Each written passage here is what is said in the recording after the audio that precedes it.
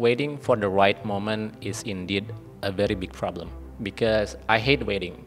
Dan saya kira semua orang juga perlu tanda kutip ya membenci menunggu karena kita harus terus bergerak. Tips yang paling efektif adalah ketika belajar kita harus menjadi anak-anak. Aduh, aku nggak bisa, aku nggak mampu. Karena otak kita tuh akan ngefilter sesuatu yang kita fokus kemana nih. Jadi kalau kita fokus yang nggak bisa, kita akan fokus pada apa yang bikin kita gampang nyerah ya. Betul. That's a very interesting question. I wish I knew that I could make as many mistakes as I could. Karena jadi terharu. Kalau kita bicara tentang data tersebut ya, bahwa keterampilan berbahasa Inggris kebanyakan orang di Indonesia itu memang kategorinya rendah. Jadi level pekerjaannya otomatis akan di level pekerjaan yang relatif tidak tinggi. Kita prinsipnya 3S ya. Apa itu 3S Pak katanya? Bukan senyum salam sapa bukan, tapi yang S yang pertama itu kita harus. Halo semuanya, kembali lagi di podcast Suara Berkelas. Hari ini aku Bilal Farnov ditemani oleh teman aku, Andrian Permadi. Seorang entrepreneur dan pengajar bahasa Inggris yang lebih dari 17 tahun, mengabdi di salah satu kampus terbesar di Indonesia. Dan aku senang banget kita ngobrol bareng Bang Andrian. Jadi bagi teman-teman yang ingin ningkatin skill bahasa Inggris kalian, terutama dari sisi mindset, aku sarankan untuk nonton podcast ini sampai selesai. Selamat datang Bang Andrian. Oke, thank you Bilal for having me. Aku senang banget ngobrol sama Bang Andrian karena aku tahu Bang Andrian tuh punya mindset yang menarik dari sisi ngomongin tentang belajar, terutama bahasa Inggris ya. Dan aku yakin banyak orang di luar sana ya mau belajar bahasa Inggris belum punya kerangka berpikir seperti ini. Tapi kita masuk dari pertanyaan simple dulu Bang Andrian. Oke.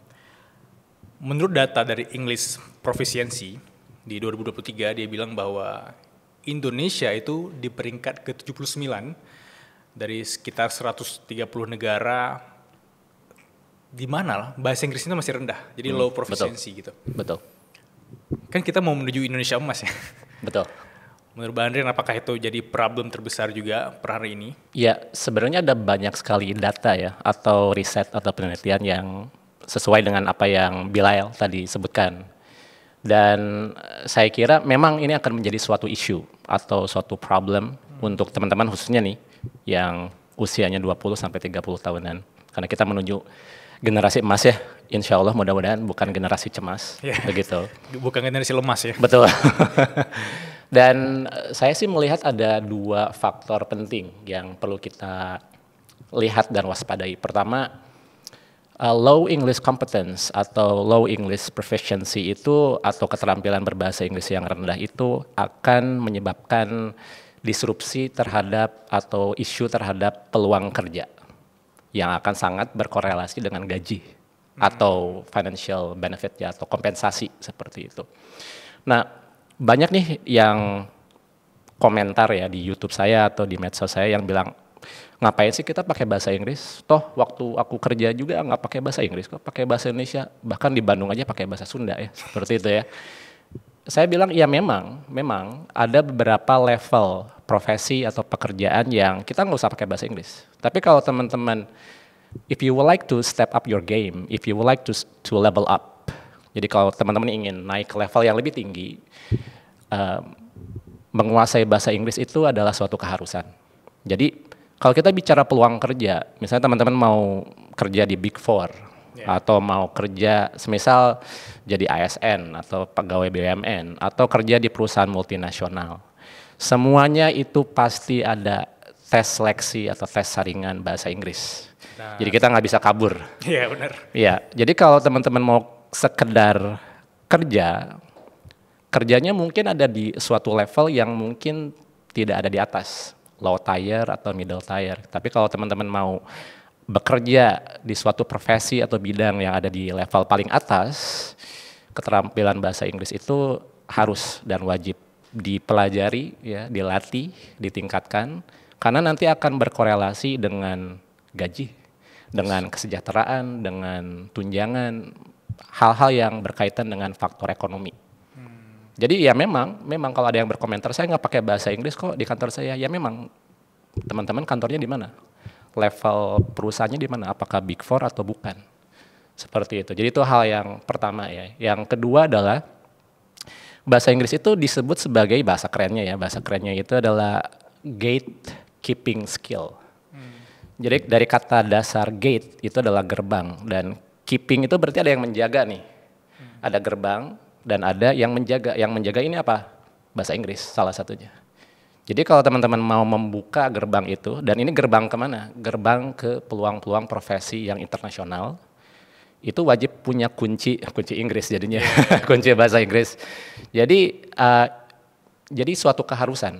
Kalau kita perlu keterampilan ini, tidak hanya untuk casual conversation, tapi lebih spesifik seperti untuk tes atau untuk menulis dan lain sebagainya, itu akan sangat bermanfaat untuk teman-teman yang sedang mencari career path yang sangat jelas ya, dengan tingkatan atau tangga karir yang jelas seperti itu. Jadi menurut saya sih ada dua isu itu kalau kita bicara tentang data tersebut ya, bahwa keterampilan berbahasa Inggris kebanyakan orang di Indonesia itu memang kategorinya rendah. Jadi level pekerjaannya otomatis akan di level pekerjaan yang relatif tidak tinggi. Seperti itu Bilal. Tadi ada kata kunci yang menarik, aku suka banget. Kita nggak bisa kabur. Betul, memang nggak bisa. Aku ingat ada beberapa temanku yang dulu ketika di masa kuliah juga masih nggak remeh bahasa Inggris. Betul. Dan mereka masuk ke dunia kerja yang kayak ASN. Dan banyak orang nggak mau belajar, Bang Andrian. Ya. Itu kan karena ada trauma ya. Oh iya pas. Atau ada juga pas kita belajar bahasa Inggris itu teman-teman yang lain pada bilang, so Inggris loh. Menurut Bang Andrian ya. Iya. Mungkin bagi teman-teman yang nonton ini, untuk kita yang mungkin udah di fase dewasa, udah 20-an menuju 30-an, mau belajar lagi males karena ada trauma itu. Gimana cara kita memantik mindset bahwa kita bisa belajar lagi, kita bisa menghapus luka lama yang ada traumanya tadi itu loh. Betul. Itu pertanyaan yang bagus ya Bilal ya, karena kalau kita menganalogikan atau mengidentifikasi trauma itu biasanya yang berhubungan dengan kesehatan atau dengan hubungan ya dan lain sebagainya. Tapi saya jarang sekali mendengar diskusi terkait trauma yang berkaitan dengan belajar. Sebenarnya itu adalah hal yang sangat lumrah terjadi, tapi banyak dikesampingkan oleh banyak orang. Kita bisa memiliki trauma belajar, seperti yang Bilal tadi jelaskan ya, sebutkan. Ketika di bangku SD, ketika kita mau maju ke depan nih, papan tulis, mau nulis jawaban, sama teman-teman kita, oh ini tuh salah katanya, grammarnya salah katanya gitu. Atau pas kita mau ngomong nih pakai bahasa Inggris, gurunya bilang itu pronunciation-nya salah ya, gitu kan. Dan guru saya yakin tidak berniat seperti itu. Saya yakin seluruh guru itu adalah orang-orang baik yang berusaha untuk mendidik ya peserta didiknya.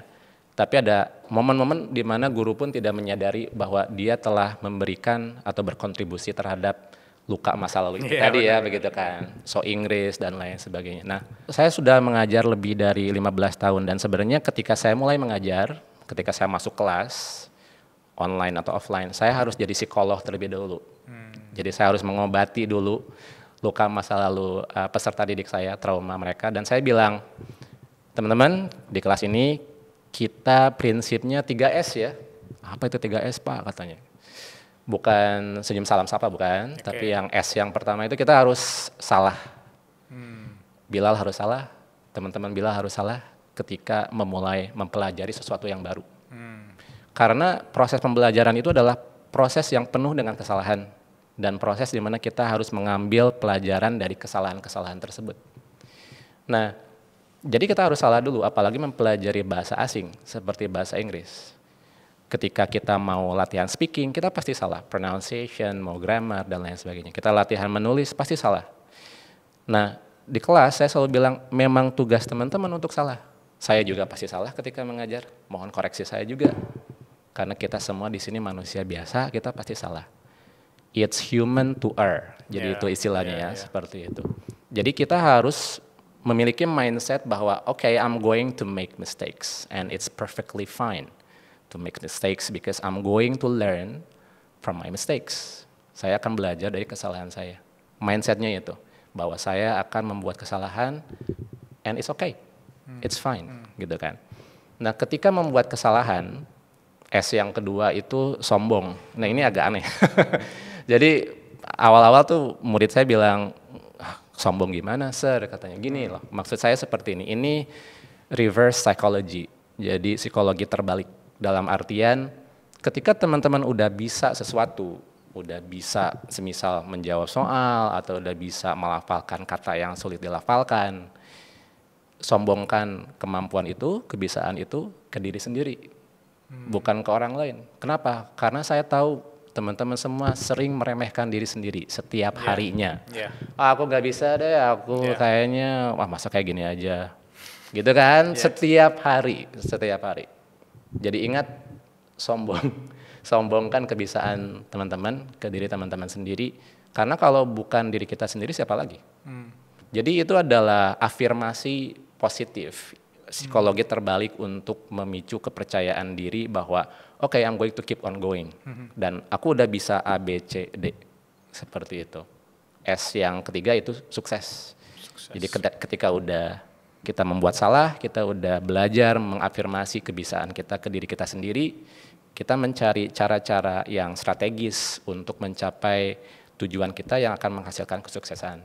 Jadi kalau kita sudah punya mindset itu, misalnya Bilal ingin sekolah ke luar negeri, jadi strateginya harus spesifik. Kita nggak bisa lagi cuma nonton film bahasa Inggris, kita nggak bisa hanya dengerin podcast bahasa Inggris, harus lebih spesifik tujuan pembelajarannya. Oke, saya harus berarti belajar tentang, namanya ya teman-teman, namanya itu tes IELTS atau tes TOEFL, itu tes terstandar bahasa Inggris. Karena kalau nggak punya skor yang bagus, saya nggak bisa dapat beasiswa untuk itu. Nah udah lulus tes bahasa Inggrisnya, nanti di luar negeri nih, oke saya harus belajar cara nulis akademik karena profesor saya bakalan ngasih banyak tugas. Nah kesuksesan itu nanti yang akan menjadi cerita teman-teman ya ke misalnya keluarga, ya berbagi kebahagiaan dengan semua orang. Dan itu bermula dari hal yang sangat sederhana, yaitu oke, saya akan siap untuk membuat kesalahan. Begitu. Salah, sombong, dan sukses. Ya betul. 3S ya. 3S. Ini ilmu menarik sih. Karena kalau Bang Andre juga sering bilang kan di konten-konten yang kayak hidup ini sebenarnya bikin kesalahan dulu. Bikin kesalahan sampai kita terbiasa sama fase di mana salah yang bikin kita sekarang di titik gue lebih bagus, gue lebih baik dari yang sebelumnya. Tapi itu juga jadi problem per sekarang aku notice ya teman-teman aku, di mana mereka juga yang pertama nggak bisa punya keseriusan belajar bahasa Inggris, directionnya nggak jelas, lack of direction. Terus negatif self talk kayak Bang Andre bilang tadi. Iya tadi ya betul. Aduh aku nggak bisa, aku nggak mampu. Karena otak kita tuh akan ngefilter sesuatu yang kita fokus kemana nih. Jadi kalau kita fokus yang nggak bisa, kita akan fokus pada apa yang bikin kita gampang nyerah ya. Betul. Nah cara kita ngelawan negatif self talk ini gimana sih? Karena kadang sendiri Bang, kadang aku nggak ada temen nih. Kadang susah banget journey belajar bahasa Inggris itu sendiri atau belajar apapun deh dalam hidup ini. Cara kita melawan atau terbiasa sama negatif self-talk itu gimana? That's a very interesting question. And one of the most difficult question as well. Itu salah satu pertanyaan yang menarik dan paling sulit sebenarnya. Karena berhubungan dengan diri sendiri. Jadi saya juga sebagai pengajar bisa saja berbicara A, B, C, D. Tapi pada akhirnya kan harus kembali lagi ya ke diri kita masing-masing. Jadi berbagi pengalaman tentang negatif self-talk. Logika sederhananya ya positive self-talk gitu kan. Nah, dan itu bisa kita dobrak ketika kita udah mulai memaksakan diri untuk mencoba. Jadi harus coba, you need to move, you need to act. Kalau kita hanya duduk diam, badan kita statik ya, kita nggak melakukan apapun, itu bisikan-bisikan negatif itu pasti sering muncul. Makanya ada doom scrolling dan lain sebagainya, itu kan sebenarnya dampak dari berdiam diri. Nah di konten-konten Bilal juga kan sering bilang ya, lari itu meditasi dan lain sebagainya, itu salah satu caranya. You need to move, mau you move your body or you move your mind, harus bergerak. Ya jangan berdiam diri, karena kalau berdiam diri akan banyak sekali suara-suara negatif yang muncul ya. Jadi benar kata Bilal sendiri, seperti olahraga, bangun pagi, ya ibadah, lari, ya terus angkat beban. Itu step awal untuk menstimulasi tubuh kita untuk terus sehat. Dari tubuh yang sehat nanti kita akan memiliki pemikiran yang sehat. Ya, a healthy body will also refer to a healthy mind, gitu kan. Jadi teman-teman jangan berdiam diri. Jadi cara melawannya itu you need to move, harus bergerak. Ya, Dari olahraga nanti teman-teman bisa mulai untuk melatih otaknya, menggerakkan otaknya. Jangan pakai HP dulu karena pasti kebanyakan dari kita sudah sangat nempel nih HP ya. Ada akses internet dan lain sebagainya. Jadi mulainya itu dari materi-materi yang otentik. Kita itu harus mendekatkan diri lagi dengan buku. Sesuatu yang sifatnya physical. Yeah. Digital dengan physical itu menstimulasi otaknya berbeda. Jadi kalau teman-teman ingin belajar suatu hal yang baru, memang handwriting itu sangat membantu. Yeah. Beda loh, ngetik dengan handwriting berdasarkan penelitian lebih banyak menstimulasi handwriting atau tulisan tangan, journaling dan lain sebagainya. Ya, jadi hari ini sederhana aja, tulis satu kalimat tentang perasaan kamu dalam bahasa Inggris. Nggak usah peduli grammar, nggak usah peduli apapun, tulis acak ya, random, free writing namanya, menulis bebas. Dari free writing itu ya, lalu nanti bacakan, lalu coba lihat kira-kira tadi makna atau ada arti kata yang kita nggak tahu nggak, atau ada kata yang baru nggak, seperti itu. Itu namanya productive skills, speaking and writing. Nah, idealnya itu harus dari receptive skills dulu, listening dan reading. Jadi kita nggak akan bisa, bahasa Sundanya ujuk-ujuk gitu ya, tiba-tiba bisa menulis dan berbicara tanpa ada input. Jadi ada input, ada output. Jadi teman-teman harus ada input dari menyimak atau listening dan juga membaca atau reading, baru bisa menulis dan bisa berbicara. Jadi konsep pembelajaran bahasa asing itu sebenarnya berputar di 4 skills. Listening, reading, receptive, menerima, receptive skills atau input, dan reading, writing, productive skill, output. Lakukan itu berulang. Nah, jadi ketika udah terus bergerak, si suara-suara negatif itu akan semakin terpinggirkan ya, karena kita terus bergerak. Bergerak tidak secara harfiah, tapi dalam artian bergerak, you keep your mind occupied and you keep your body occupied as well. Jadi badan bergerak, pikiran bergerak terus. Saya kira itu salah satu cara sederhana untuk bisa memusnahkan ya suara-suara itu. Ya, Gitu. dan itu juga yang bikin orang itu punya mindset waiting for the right moment. Ya. Jadi aku mau share pengalaman pribadi aku ya. Boleh. Waktu mungkin 10 tahun lalu ya, ketika aku lulus SMA, aku selalu mikir bahwa kayak ntar deh aku harus belajar bahasa Inggris gitu. Karena pas SMA aku akademi decline banget dan aku paling gak suka belajar bahasa Inggris. Oke. Pas SMA menuju ke kuliah, aku ketemu satu orang, almarhum Pak Nurdin. Beliau mengajarkan aku bahasa Inggris bukan dengan cara mengajar, tapi ajak ketemu ngobrol. Dia bilang hafal aja vocab dulu gitu, ntar baru terbiasa dengan grammarnya.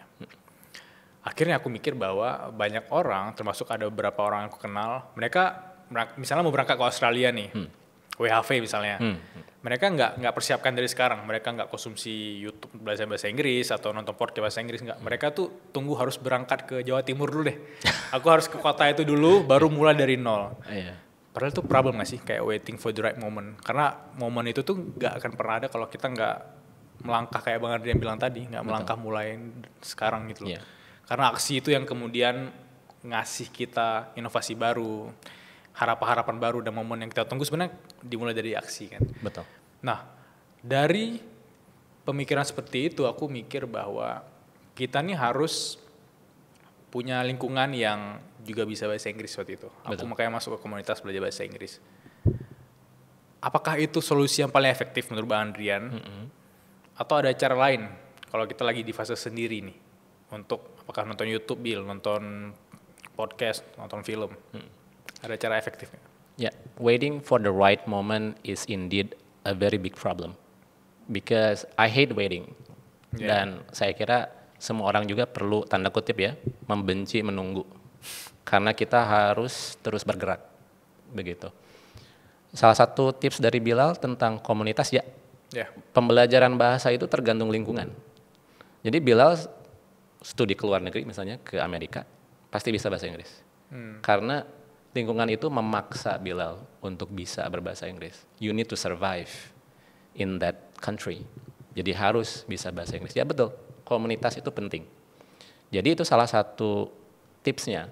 cari komunitas atau support system di mana lingkungannya itu tidak hanya memungkinkan kita berbahasa Inggris tapi adalah lingkungan yang aman, a safe place for you to learn. Nah, jadi memang berada di lingkungan yang tepat itu akan sangat berpengaruh ke meningkatnya keterampilan berbahasa Inggris kita. Ya, bahkan juga kepercayaan diri kita, bahkan juga mental strength kita. Karena saya selalu bilang kita perlu berhenti dulu berbicara mental health karena kita perlu ada diskusi tentang mental strength. Dari mental yang kuat kita akan ada dan bisa membuat mental kita sehat. Dari tubuh yang kuat kan ada kesehatan kita yang baik ya, seperti itu. Jadi lingkungan komunitas itu salah satu hal yang paling bagus untuk memulai. Namun jangan tergantung pada komunitas itu. Karena nanti ada momen di mana you need to step out from that particular community. Harus keluar dari komunitas itu. Makanya saya bilang mental strength tadi karena kita harus mandiri. Tidak hanya mandiri bisa mengurus diri sendiri, mengurus orang lain, bukan. Tapi kemandirian secara emosional bahwa I can do it by myself. And ya bisa kita bilang I don't need others to help me because I can help myself. Gitu. Jadi ada kemandirian belajar nantinya. Jadi itu salah satu aspek penting proses dan perjalanan pembelajaran kita bahwa pada akhirnya kita harus bisa mencapai kemandirian belajar. Oke, saya sendiri ini. Oke. Terus saya mau belajar speaking gimana? Aduh, di era internet kayak gini tinggal browsing aja. Kalau nggak googling chat GPT-ing gitu kan. Tinggal banyak aplikasi yang Bilal bisa ngobrol sama AI. Bilal bisa ngobrol dengan web analyzer dan lain sebagainya. Jadi menurut saya itu udah nggak ada alasan sekarang tuh kita nggak bisa belajar apapun. Kita itu ada dalam era di mana semuanya itu tersedia. Semuanya itu tinggal kita pilih saja. Hanya kita perlu kemampuan untuk bergerak dan mencari gimana sih kalau saya mau belajar speaking, saya cari website apa. Kalau saya mau belajar writing, saya cari website apa. Listening dan lain sebagainya. Teman-teman yang belajar bahasa Inggris, karena saya punya kanal YouTube juga, mereka datang ke kanal YouTube saya karena mereka tahu kalau Mr. Andrian itu ngajarin TOEFL, ngajarin IELTS, gitu aja sih sebenarnya. Dan itu adalah salah satu bentuk kemandirian. Nah kalau sudah mampu belajar secara mandiri, udah bisa, jangan lupa sombong tadi ya. Sombong ke diri sendiri. Oh aku bisa, oke, I can do it, gitu. Nah sekarang gimana lagi ya? Aku kan pengen ke Harvard nih, biar cepet-cepet bikin IG Reels a day in my life as a Harvard student gitu kan ya. Oke, berarti harus belajarnya kayaknya harus ada tutor nih gitu kan. Karena Harvard levelnya udah nggak kayak YouTube lagi gitu. Jadi komunitas penting, kemandirian belajar lebih penting. Begitu. Sama menurut aku sih intensi ya. Intensi belajar itu dulu sebelum aku serius banget belajar bahasa Inggris untuk studi ke luar negeri, aku pengen bisa bahasa Inggris itu Bang Andrian. Supaya aku nonton Liga Inggris itu lebih gampang memahami komentatornya gitu. Betul. Atau paling simpel aku dulu pengen baca buku bahasa Inggris langsung dari isi kepala si penulisnya tanpa harus diterjemahkan gitu. Jadi itu tujuan aku belajar bahasa Inggris intensi. Sama ngomongin komunitas tadi juga aku baru pindah ke Jaksel tahun lalu. Oh gitu. Jaksel ya. Jadi karena anak Jaksel rata-rata ngomongnya campur-campur, apakah aku bakal campur-campur juga? Gimana ngelihat fenomena Jaksel sekarang? Apakah itu bahasa Inggris yang menurut Bang Andrian itu positif atau malah sebaliknya karena dia campur-campur bahasanya? Sangat positif. Sangat positif. Terima kasih teman-teman dari Jaksel yang sudah membuat tren bahasa Inggris anak Jaksel itu. Sangat positif, sangat bagus. Karena saya selalu mendukung semua tren yang mengajak kita semua yuk pakai bahasa Inggris. Nggak peduli strukturnya, kosakatanya seperti apa, tapi dari intensi tadi ya, niat tadi untuk yuk kita pakai bahasa Inggris, saya sangat mengapresiasi. Jadi kalau mudah-mudahan nggak hanya tren di Jaksel aja, bisa di wilayah-wilayah lainnya. Nah untuk fenomena tersebut, bahwa teman-teman di Jaksel ini memakai kosakata bahasa Inggris, kita bisa level up. Selalu pembelajaran itu tetap leveling up, tentang kita berusaha meningkatkan lagi.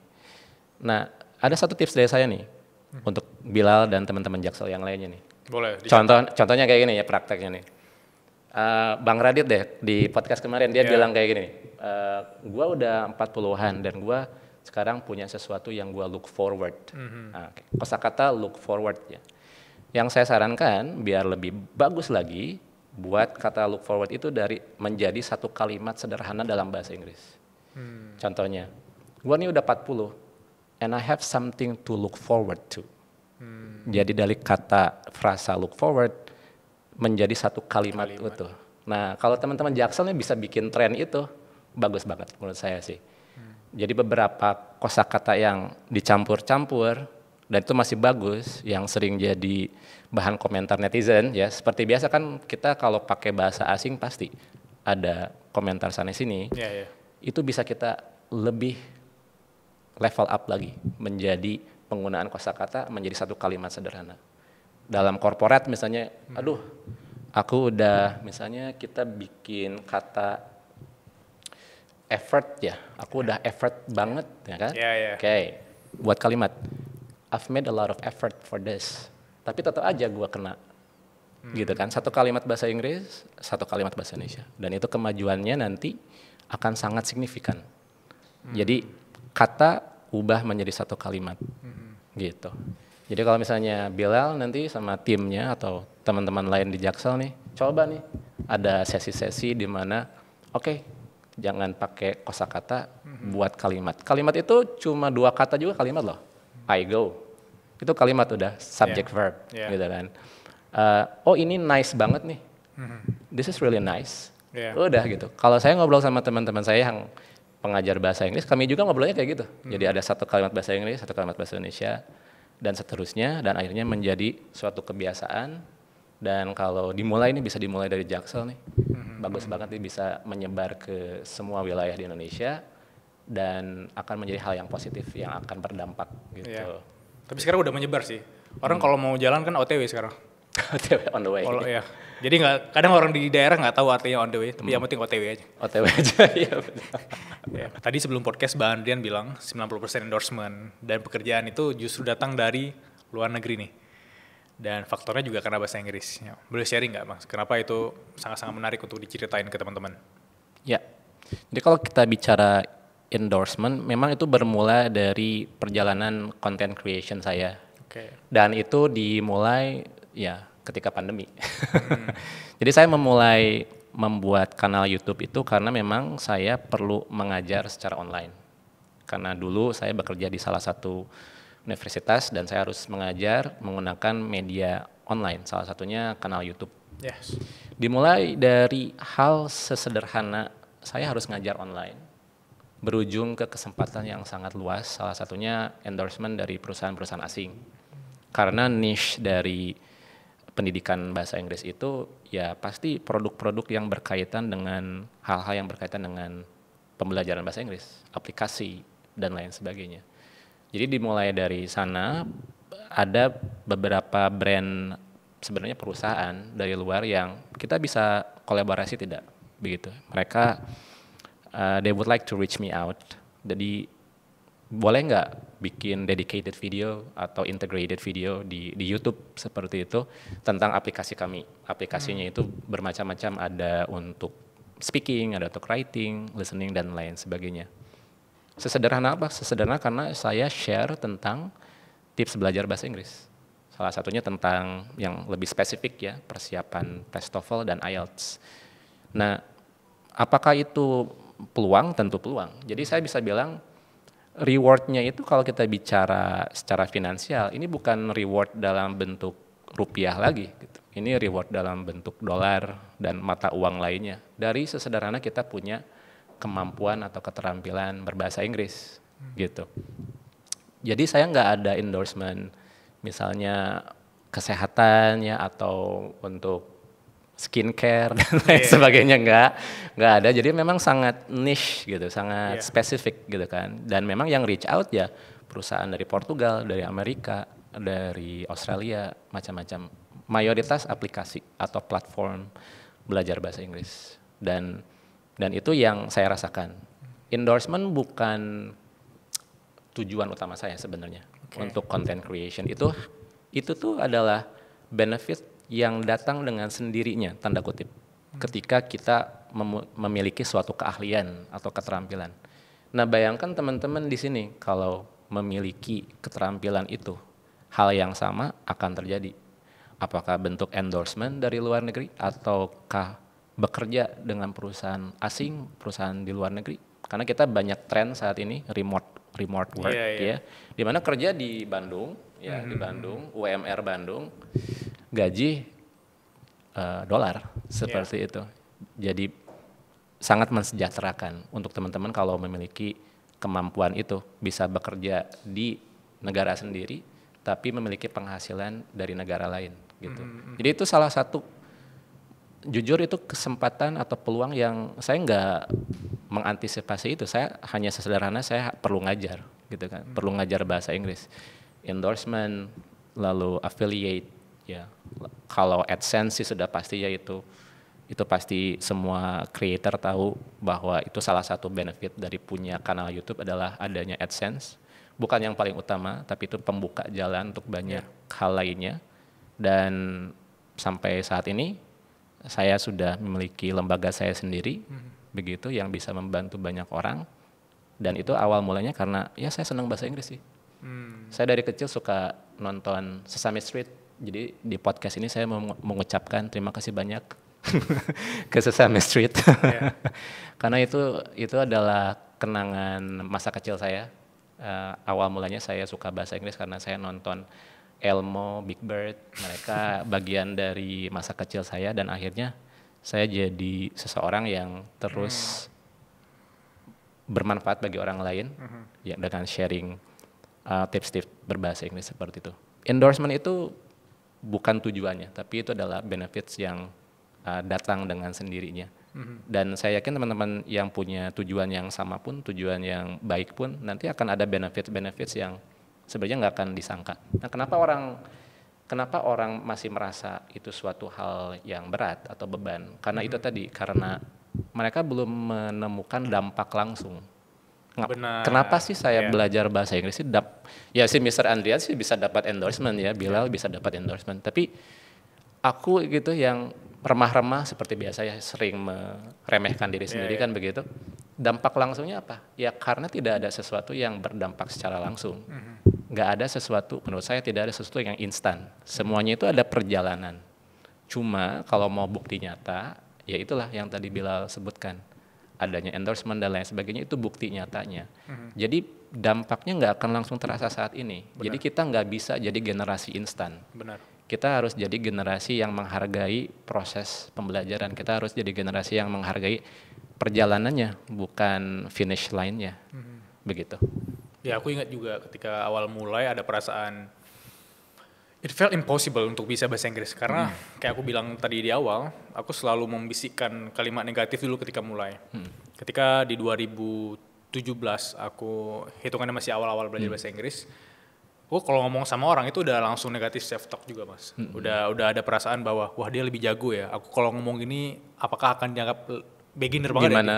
Ya? Iya. Atau ketika aku mulai juga ada perasaan kayak what if I fail gitu. Yeah.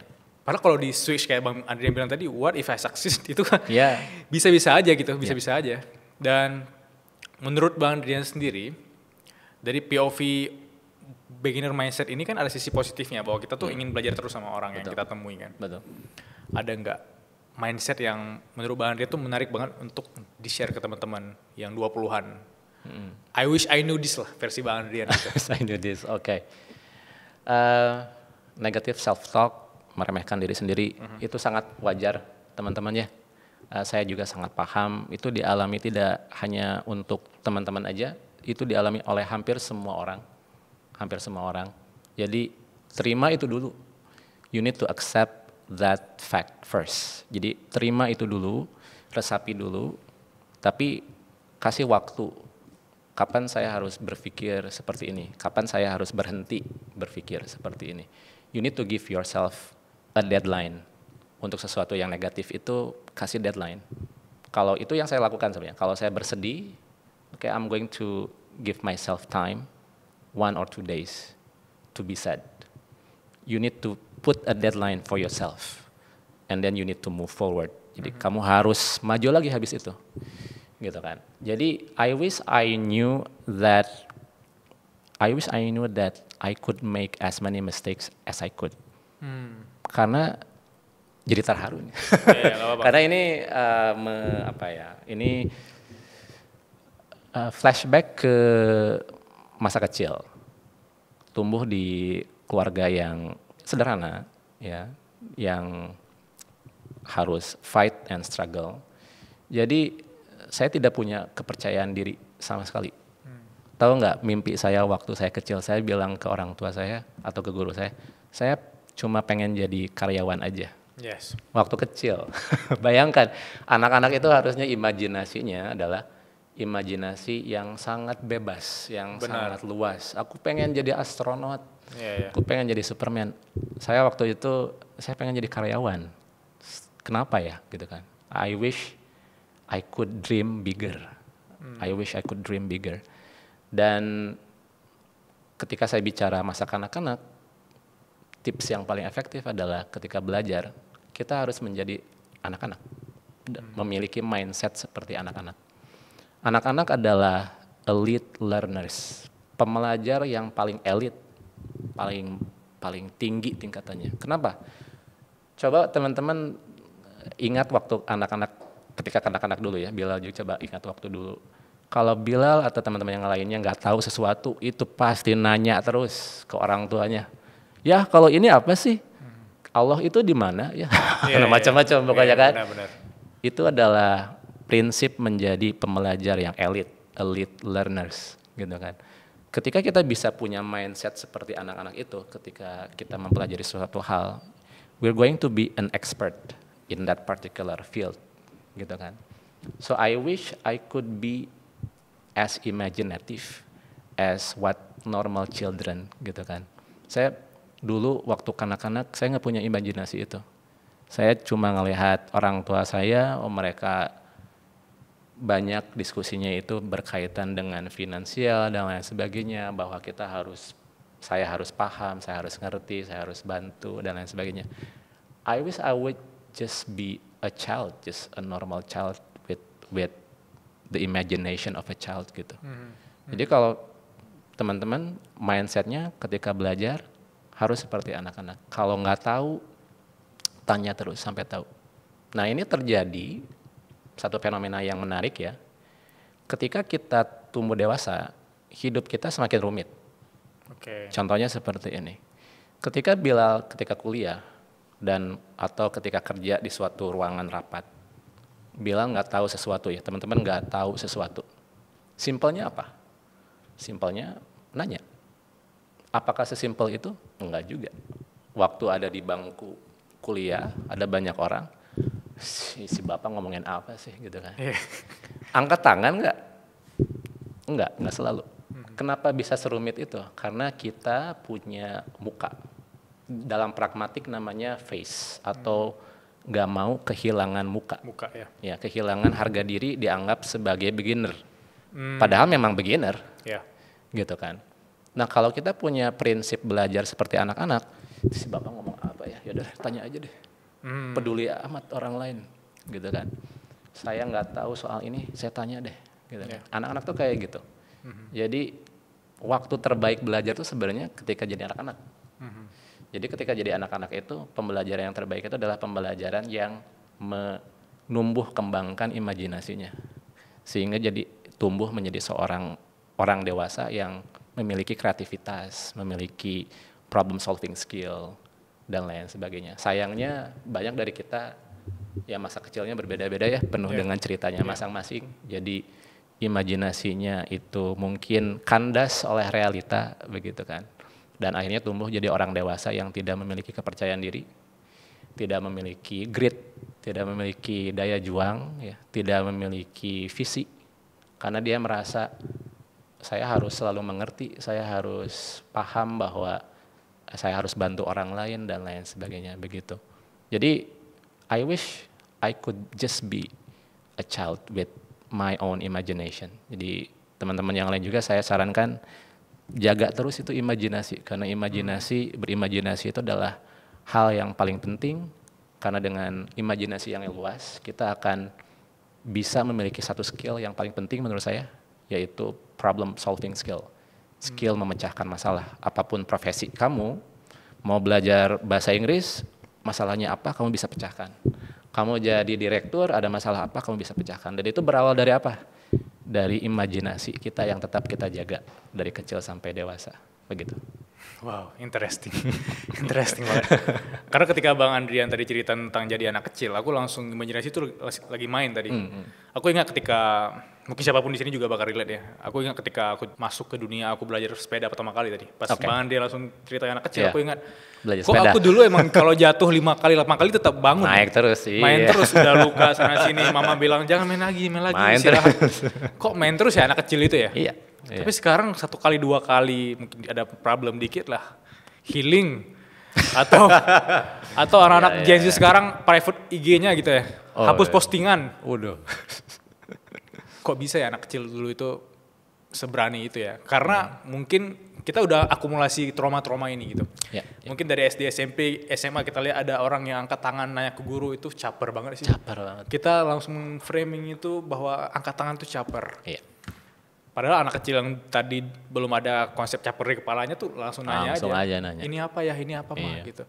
Dan aku juga pernah ingat satu podcast, aku lupa siapa yang ngomong, tapi dia bilang bahwa Winnie the Pooh, kalau Bang Andri nonton ya, yang dia bilang Winnie the Pooh kayak pernah ngobrol pas hari-hari tuanya, dia bilang dia ingin hidupnya tidak bekerja sekeras ini di hari tuanya. Dia pengen pakai mindset anak kecil yang ada joyful. Hari ini kita podcastnya ada joy-joynya kan. Betul. Ada happy-nya. That's why I choose this path. Makanya aku pilih hidup di dunia kreatif karena aku bebas berimajinasi, bebas diskusi, ada joy-nya di sini. Dan tadi itu emang insightful banget sih Bang Andrian. Iya. Ini pertanyaan terakhir kita masuk ke Q&A ya kali ya. Oke. Aku penasaran, kan udah belasan tahun di as a lecturer, jadi dosen di salah satu kampus besar. Kenapa memilih resign? Itu penasaran sih, kenapa memilih resign dan switch ke dunia kreatif? Ya, memilih resign bukan karena mengikuti tren ya. Karena di medsos ini udah banyak berseliweran resign dari sini, dari sana, dan lain sebagainya. I am almost 40, jadi saya hampir umur 40 tahun. November ini saya 40. November tanggal berapa tuh? 13 November. Jangan lupa teman-teman, 13 November ya. Nah, kita sama November juga. Sama juga ya, gila ya. Tahun berapa? Bilang. Jangan man. Aja. Udah tahu mereka. 13 November ya. Dan I've been hustling all my life, gitu kan. Dari kecil saya udah hustle, udah harus punya grit, gitu. Harus struggle bukan, harus berjuang, harus berjuang. Dan ada titik di mana saya menemukan satu, bisa saya bilang skill sih, ini skill ya, atau karakter, yaitu wisdom, kebijaksanaan. Contoh kecilnya seperti ini. Bila saya yakin senang lari kan, senang lari. You know you can do it. Saya tahu Bilal bisa sampai 10 kilo atau 20 kilometer ya gitu kan. Your mind tells you that you can do it. Yes. But your heart says that you need to rest. Kalau enggak kamu cedera. Nah itu wisdom. Jadi ini hanya untuk teman-teman yang memang sudah punya sifat ini ya. Sudah punya sifat mandiri, sudah memiliki sifat bekerja keras, pantang menyerah. Saya hanya mengingatkan aja nih tips dari yang akan 40 tahun bahwa ada momen di mana teman-teman harus beristirahat untuk kebaikan semuanya, untuk kebaikan diri sendiri, keluarga, dan lain sebagainya. Jadi keputusan resign itu saya menganggapnya sebagai suatu maraton yang ini kayaknya saya harus melambat sedikit. Karena bekerja selama hampir 20 tahun, saya sudah tahu seluk-beluk dunia saya tahu profesi saya seperti apa. Dan saya mengambil kesimpulan, it's not going to end. There is no finish line. Jadi pekerjaan saya itu gak ada ujungnya. Sesederhana, pekerjaan itu konsepnya seperti ini. Mau dikerjakan lebih cepat, lebih lambat, akan selalu ada pekerjaan yang baru. Yes. Akan selalu ada pekerjaan yang baru. Jadi buatlah suatu keputusan yang bijaksana. You need to put your wisdom in making your decision. Ada satu momen di mana hal yang menjadi prioritas saya itu terganggu oleh pekerjaan saya. Prioritas saya adalah keluarga. Jadi mereka ada di angka 1 dalam skala prioritas saya. Sesederhana ketika saya pulang kerja, tubuh saya panas, kepala saya panas karena stres.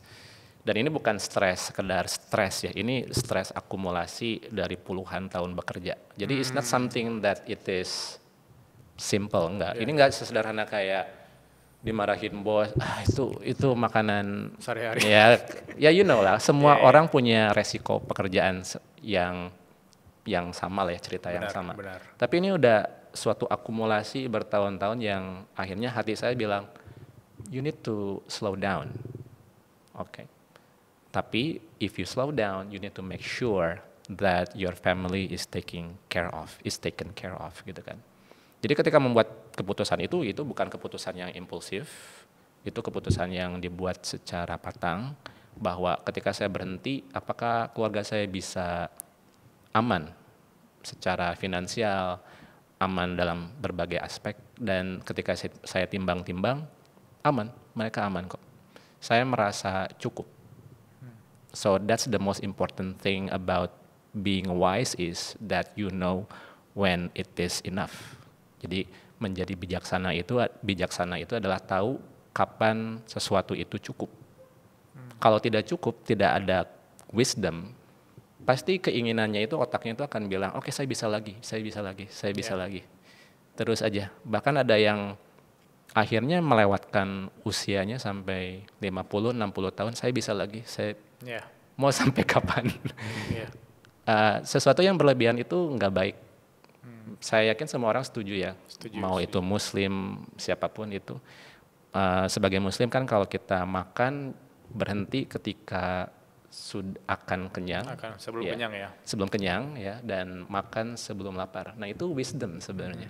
Jadi tahu kapannya berhenti sejenak, kapan maju, you know when it is enough. Dan waktu itu I know that it's enough. Kontribusi saya di bidang saya kira sudah cukup. Saya sudah menghabiskan banyak waktu saya untuk umat ya, untuk orang lain. It is time for my family. Jadi menjadi content creator ya, bahasa kerennya sih, walaupun saya hanya merasa bahwa ya saya ngekonten aja dan saya bisa punya sumber penghasilan dari ngekonten, itu bisa membuat prioritas saya yaitu keluarga saya aman, dan itu sudah cukup. Saya nggak punya ambisi ya dalam artian tanda kutip ya, karena saya selalu merasa bahwa saya ada di sini, saya memiliki job desk. Job desk saya itu adalah tanggung jawab saya. Peran saya sebagai apa? Sebagai ayah, saya punya job desk untuk mendidik anak saya, memberikan yang terbaik untuk anak saya. Job desk saya sebagai suami apa? Kalau itu sudah terpenuhi, saya merasa cukup. Saya menjadi sehat, Bill, ini. Kalau boleh jujur, saya terinspirasinya dari konten Bilal yang sering lari. Semenjak saya resign, saya mulai olahraga lagi. Jadi dulu tuh saya seneng banget futsal, dan berhenti berapa tahun karena pekerjaan yang tuntutannya sangat tinggi. Berat badan saya sampai 70 lebih. Dan tinggi saya kan hanya 165, 166, itu kan gak sehat ya. Semenjak saya resign, tiap pagi saya lari, dan saya gak ngejar berapa kilometer, saya cuma ngejar, konsistensi. Berarti saya minimal 20 menit lari, 30 menit maksimal, angkat beban. Sekarang saya jauh merasa lebih sehat. Berat badan turun hampir 10 kilo dari 4 minggu intermittent fasting dan olahraga dan lain sebagainya.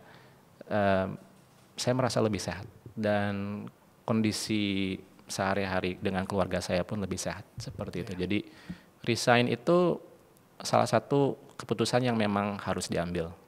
Ya, because life begins at 40 katanya. Life begins at 40. Begitu. Tapi kelihatan sih secara mental dan fisik juga lebih sehat ya. Ya, lebih sehat. Ya. Begitu, iya. Karena aku mikir bahwa sekarang sebenarnya modern luxury itu kan punya kebebasan waktu bersama keluarga, bisa kemana aja nih. Tadi dari Bandung tiba-tiba langsung ke Jakarta tuh, mungkin ketika sebelum ini saya mungkin tidak nggak akan mungkin. Itu sebenarnya posisi yang banyak orang inginkan, yang lagi beron ya sama kerjaan. Iya, iya. Ya, dan itu nggak instan ya. Ya, Makanya tadi disclaimer di awal saya bilang, ini bukan untuk tanda kutip menghasut ya, bukan tanda kutip menghasut atau mengajak teman-teman untuk resign semua, bukan. Tapi ini adalah satu pengalaman pribadi di mana kalau teman-teman sudah merasa cukup berkontribusi dalam profesinya saat ini dan memilih untuk berhenti itu bukan menyerah, karena saya selalu berpikir itu. Berhenti itu menyerah. Saya punya mindset kayak gitu dari dulu. Tapi saya berpikir saat ini di usia yang hampir 40 ini, berhenti itu bukan menyerah. Berhenti itu adalah berhenti sesaat untuk bisa melanjutkan hidup dengan jalan yang lebih baik. Seperti itu. Bersama keluarga dan orang-orang yang kita cintai. Seperti itu. Iya. Jadi jangan langsung resign tiba-tiba gitu aja ya, teman-teman. Apalagi masih 25 tahun kan? Waduh. Nggak bisa dong. 20-30 itu masih hustling. Masih hustling, harus ada punya ya. grit. Iya, betul. 3 pertanyaan dari teman-teman Suara Berkelas. Pertanyaan pertama, Mbak Andrian. Dari NDOODOE. Bacaan Dodo kali ya. Kak, gimana caranya aku bisa mengembangkan skill bahasa Inggris aku ketika aku sendiri? Dan aku sering dikatakan so Inggris ketika ngomong di depan umum. Oke. Mental seperti apa harus kita butuhkan? Oke. Mental anak-anak tadi ya? Ya. Oke. Kembali menjadi diri kita yang masih kanak-kanak. Karena itu salah satu hal yang kalau dikuasai itu akan sangat bermanfaat untuk kita.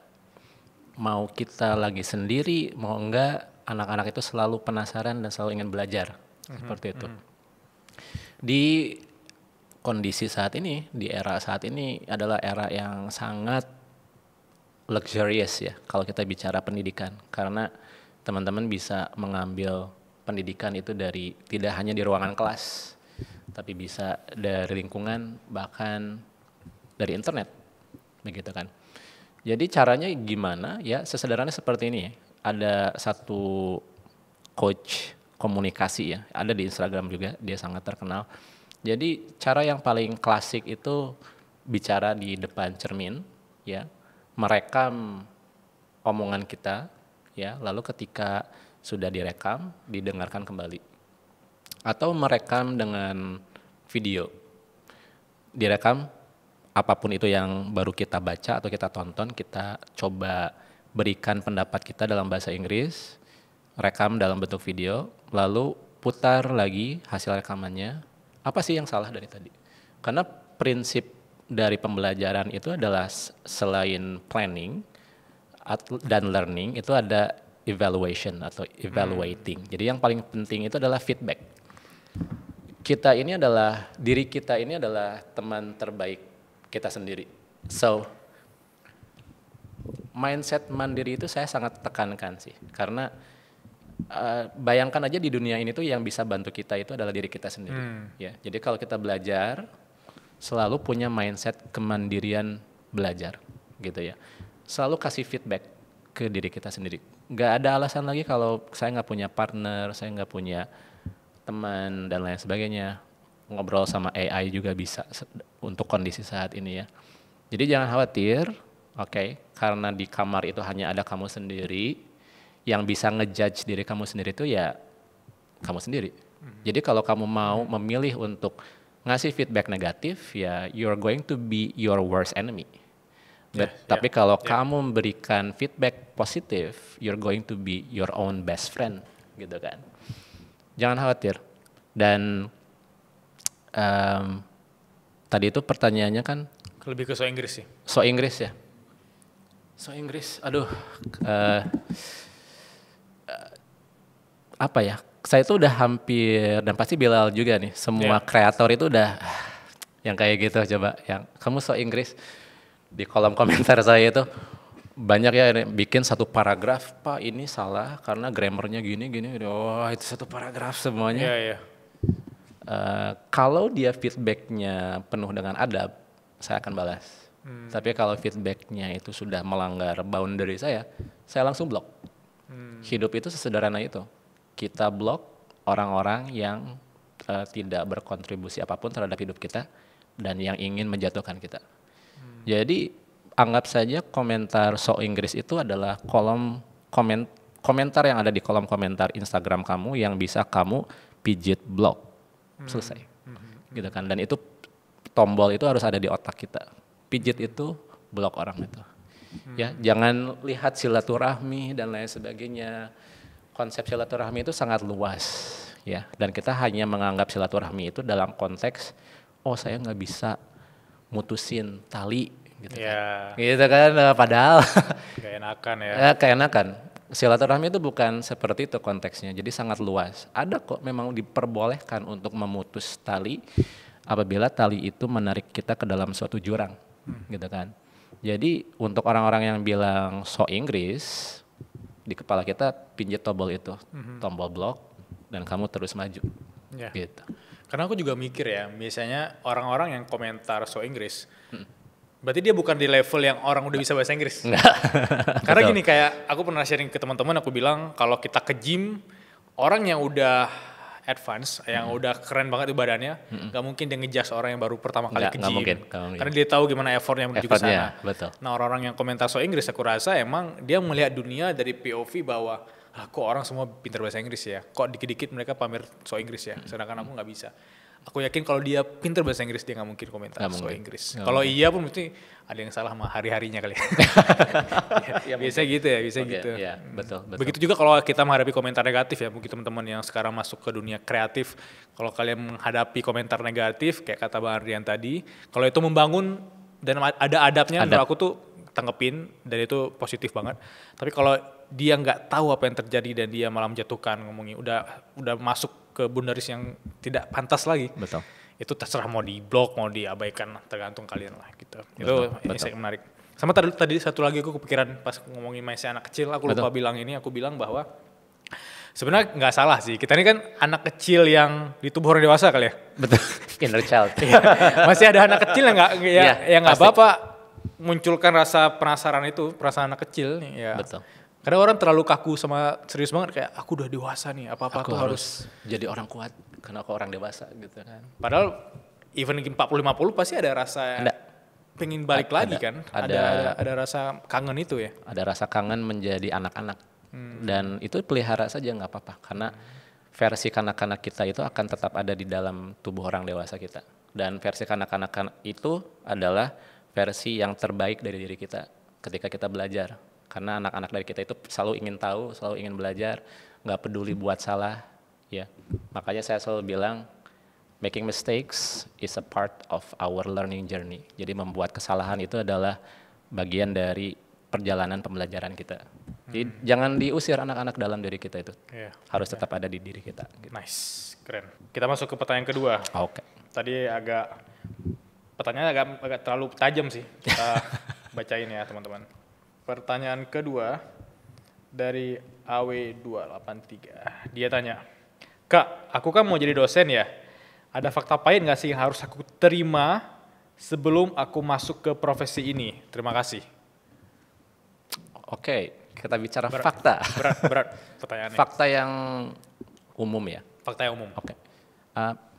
Sebelumnya saya itu bekerja memang di dunia akademisi ya, atau akademia. Dan di akademia itu sebenarnya ada beberapa jenis profesi. Dosen itu salah satunya. Saya sebenarnya adalah tenaga kependidikan. Cuma saya memiliki satu keunikan tenaga kependidikan yang mengajar, begitu. Jadi saya menjadi dosen pun bisa dibilang iya, tapi bukan dosen dalam gambaran kebanyakan orang awam ya, seperti dosen ASN dan lain sebagainya. Jadi saya bisa bilang saya tahu seluk-beluknya fakta baik dan buruknya. Pertama, semua orang yang akan terjun ke dunia pendidikan akan selalu merasa bahwa oh seneng ya kayaknya ngajar aja, habis itu ngajar terus pulang. Ya. Itu fakta paling pahit. Aku pernah pikiran gitu sih dulu. Iya kan. Dosen itu enak ya kayaknya bisa depan kelas gitu kan ngajarin. Faktanya nggak seperti itu. Dan kalau teman-teman mau tahu status kepegawaian dosen itu kan tridharma ya. Ada pengajaran, penelitian dan pengabdian kepada masyarakat.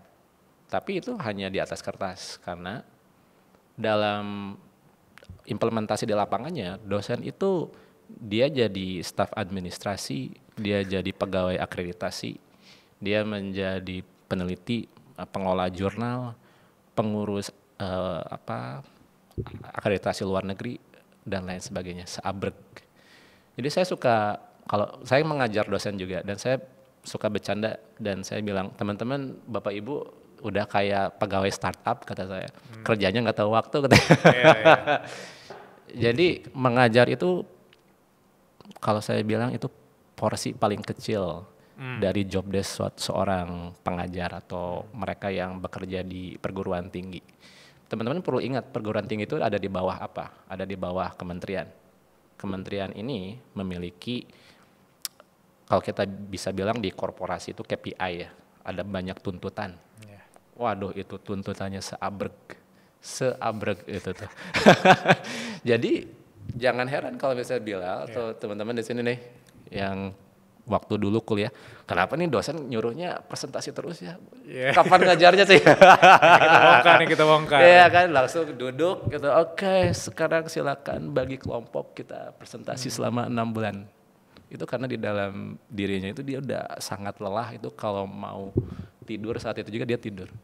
Karena seabrek tanggung jawabnya untuk melakukan pekerjaan manajerial dan administratif yang datang dari tuntutan kementerian dan pemerintah. Dan perlu diingat, selama 5 tahun berganti, tuntutannya berganti pula. Gitu. Jadi jangan merasa hanya mengajar saja, itu hanya cerita secuil dari tuntutan yang sangat tinggi dari seorang dosen. Dan teman-teman perlu tahu kultur akademik atau kultur akademia itu seperti apa. Karena di kehidupan kampus ada beberapa hal yang tabu. Membicarakan uang itu tabu. Oke, contohnya? Oke, misalnya kalau saya ngerjain ini dibayar berapa ya? Wah, itu langsung. Nggak bisa. Karena orang pendidikan itu nggak bisa kayak gitu. Orang pendidikan itu harus membantu, harus ikhlas, harus mengabdi. Itu kosakata yang sering dipakai. Mengabdi, harus ikhlas, ibadah. Dan pada akhirnya membentuk suatu kultur yang menurut saya kurang baik dan bisa diperbaiki. Karena kulturnya jadi seperti ini. Jadi pada akhirnya dosen itu harus bisa mengerjakan semuanya. Kapanpun. Mau weekend, mau Sabtu, mau Minggu, mau cuti bersama, kapanpun harus bisa mengerjakan hal-hal yang menjadi tuntutan kampus. Karena apa? Karena kultur mengabdi. Kultur ikhlas, kultur ibadah. Gak akan pernah ada orang dalam kultur akademia yang menanyakan, saya dikasih honor berapa ya? Saya digaji berapa ya untuk ngerjain ini? Muncul pernyataan itu, orang itu pasti diasingkan. Karena itu suatu hal yang tabu di dunia pendidikan dan dunia kesehatan. Karena prinsipnya itu adalah prinsip-prinsip membantu. Mengabdi ya? Mengabdi. Sayangnya perlu ada yang menengahi menurut saya sih. Jadi pimpinan atau siapapun itu perlu ada yang bisa mengeksplisitkan hal-hal yang berkaitan dengan financial reward. Karena itu hampir nggak pernah dibicarakan di lingkungan akademik itu. Nah, jadi jangan kaget ya teman-teman, misalnya ngajar nih di perguruan tinggi swasta, masih ada yang dibayar sejam 25.000, sejam 20.000 masih ada, gitu kan, di PTS ya, di swasta gitu kan.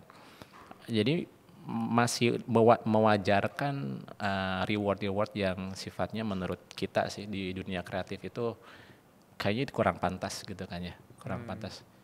Dan sebenarnya kalau teman-teman dosen ini, kalau mereka terjun di dunia kreatif, itu skillnya itu bisa dimonetisasi jauh lebih layak gitu kan. Ya, paham. Jauh lebih layak. Tapi karena kultur akademia ini yang mengikat kita untuk terus berkontribusi, akhirnya kita seperti gak bisa keluar gitu. Kayak, ya kan kamu kan pendidik, harusnya membantu anak didik. Iya sih, tapi keluarga saya gimana? Keluarga saya gimana? Bukannya saya jadi, kalau dalam situasi seperti itu saya jadi berpikir, jadi prioritas saya apa ya? Apakah mereka atau keluarga atau bagaimana? Jadi ada kebimbangan ketika menjadi pendidik itu. Mensejahterakan siapa dulu begitu kan ya. Dan Dan pasti hampir semua pendidik itu mereka punya side jobs. Karena memang sangat langka ya untuk menemukan pendidik yang bisa secara penghasilannya bisa secure gitu. Ya, jadi mengajar itu hanya sebagian kecil dari beban pekerjaan lainnya dari menjadi tenaga pendidik di lingkungan perguruan tinggi. Begitu. Karena branding bagi orang tua, bagi mertua ya. Bagi mertua, betul.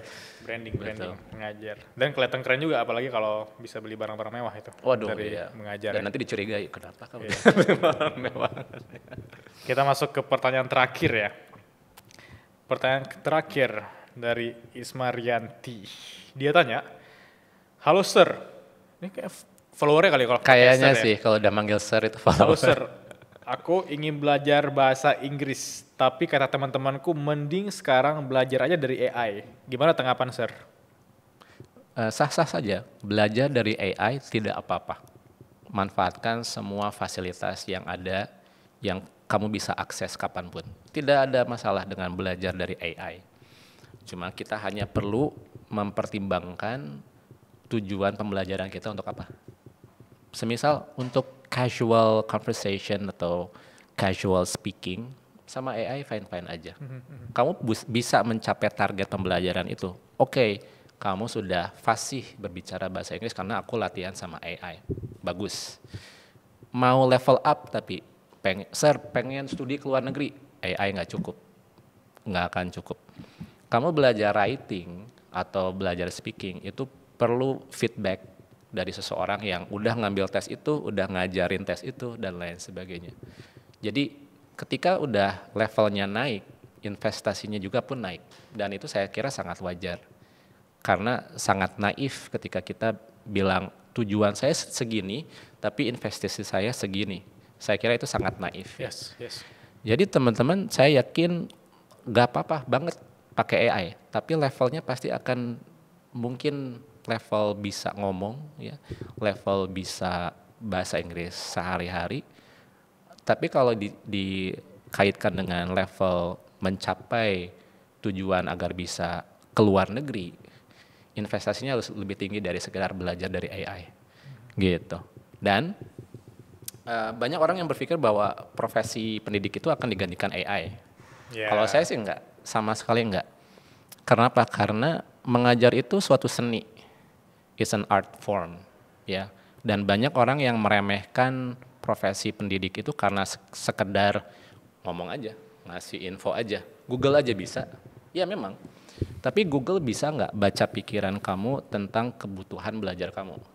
Dan itu hanya bisa dilakukan oleh seorang pendidik yang berpengalaman. Saya sering bilang, oke, coba saya baca pikiran kamu ya.